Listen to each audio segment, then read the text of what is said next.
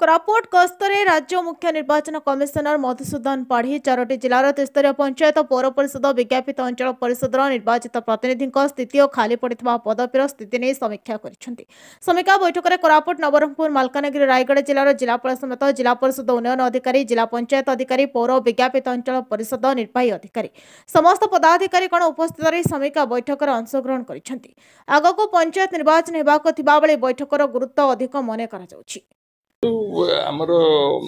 ये जो 4टी जिला रही अनडिवाइडेड कोरापुट डिस्ट्रिक्ट से विगत जो लास्ट जनरल इलेक्शन होता से कौन सिचुएशन थिला एवं weather with respect to vehicle requirement personal requirement आमर सेंसिटिव गुड्स यूसी एक्सपेंडिचर ये सब आम आलोचना कलु एवं आउ सपोज केतोटा बूथ आमर टेम्पररी स्ट्रक्चर रोचे से गुड़ाक 22 मसीह टेम्पररी स्ट्रक्चर होता है सेटा परमानेंट स्ट्रक्चर किसी हो जब न आमको समय अच्छी 2 वर्ष से जब किसी परमानेंट स्ट्रक्चर हो पार उधर गवर्नमेंट बिल्डिंग कम्युनिटी सेंटर इत्यादि इत्यादि से गुड़ाक प्लान करने आम जिलापाल मान कहीचु से देखिए रिव्यू करेंगे तापर बैलेट बक्सेस रिक्वायरमेंट कारण आम प्रति थर आमर जी बैलेट बक्स रिक्वायरमेंट सेटा आम आम पाखे नाला केवे भी आम बाहर राज्य सब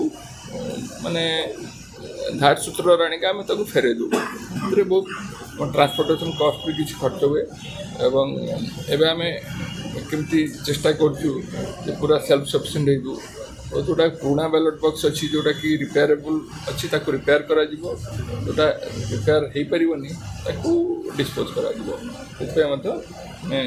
निर्देशनामा जारी करूँ एवं बैलेट बक्स गुड़िक प्रति 6 मास रु वर्ष थे चेक करवा कथा कारण वर्षा दिन में कौटी स्टोरेज रे पानी पड़ुची जंक लगुच खराब हो जाऊँगी तेणु जेहेतु सब कि गोटे कस्ट अच्छे आम टाइमली वेरीफाई कले रिपेयर कर खर्च कम कर कोरापुट सत्यजित महांती रिपोर्ट न्यायवती टीवी।